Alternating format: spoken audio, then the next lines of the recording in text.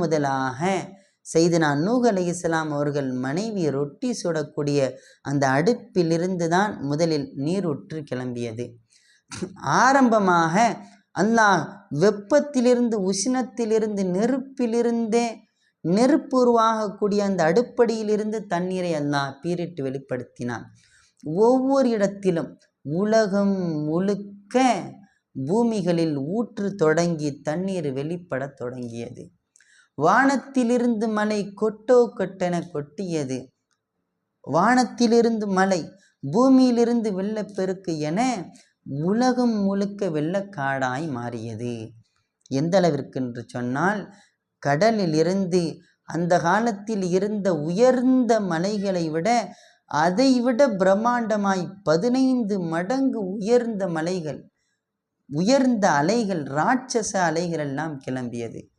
அந்த காலத்தில் இருந்த மலைகளை விட சுமார் 15 மடங்கு ராட்சச அலைகள் எல்லாம் பிரம்மாண்டமாய் சீறி பாய்ந்தது.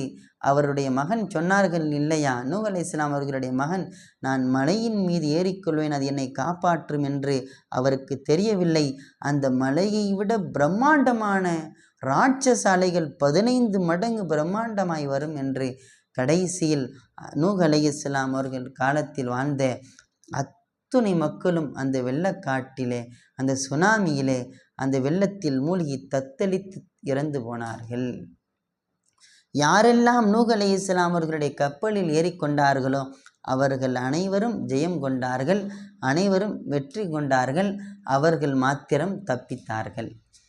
அந்த கப்பல் சுமார் 150 வருடங்களாய் சுற்றியது.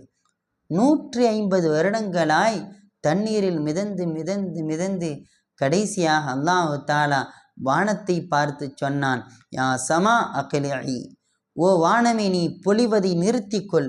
யா அர்ல் இப்லஇ, ஓ பூமியே நீ கக்குவதை நிறுத்திக்கொள் என்று அல்லாஹ் தஆலா சொன்னான். நீ கக்குவதை விழுங்கிக்கொள் என்று அல்லாஹ் சொன்னான். அல்லாஹ் வானத்திற்கு மலையை நிப்பாட்டச் சொன்னான், பூமிக்கு நீ கக்குவதை நிறுத்திக்கொள் என்று சொன்னான். கடைசியில் நூஹ் அலைஹிஸ்ஸலாம் அவர்களுடைய கப்பல் சுமார் 150 ஆண்டுகள் கழித்து ஜூதி என்கிற மலையில் போய் கரை ஒதுங்கியது. அதற்கு பின்னால் மீளுருவாக்கம் செய்யப்பட்டதுதான் இந்த உலகம். செய்தனா நூஹ் அலைஹிஸ்ஸலாம்